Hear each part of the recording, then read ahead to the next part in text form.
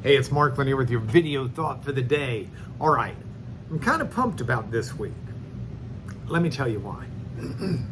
This week, I've got lessons from the wilderness. Wilderness lessons? What's he talking about?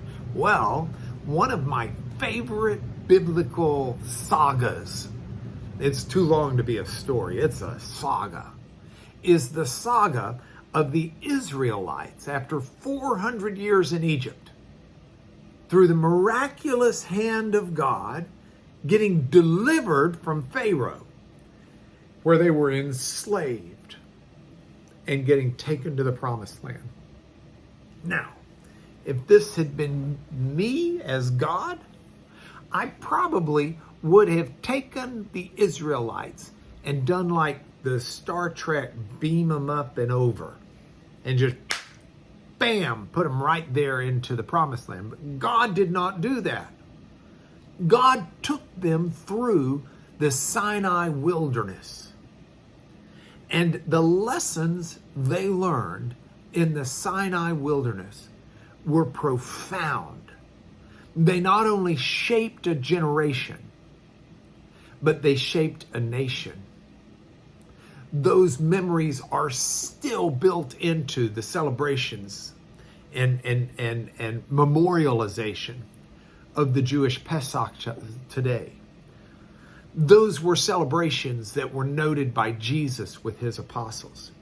They're written up in the Psalms. They're referenced in the prophets. They're referenced in New Testament writings because they were seminal to the development of the people of God in so many ways.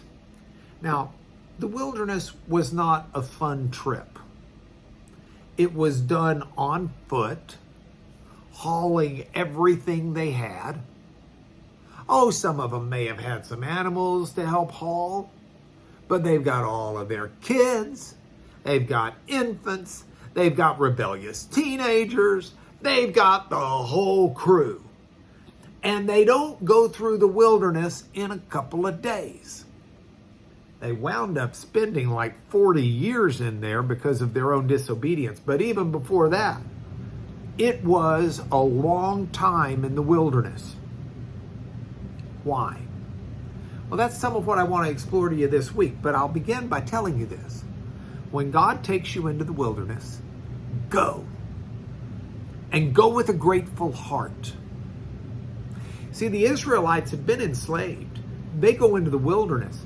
They don't have a grateful heart. Oh, at first, yes, they're singing and rejoicing when they have victory over Pharaoh and his army as God had parted the Red Sea for the Israelites and then closed it back up on the Egyptians.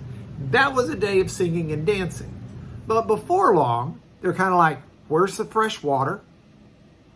We don't have enough food. And they start grumbling. Well, God sends them food. God takes them to fresh water.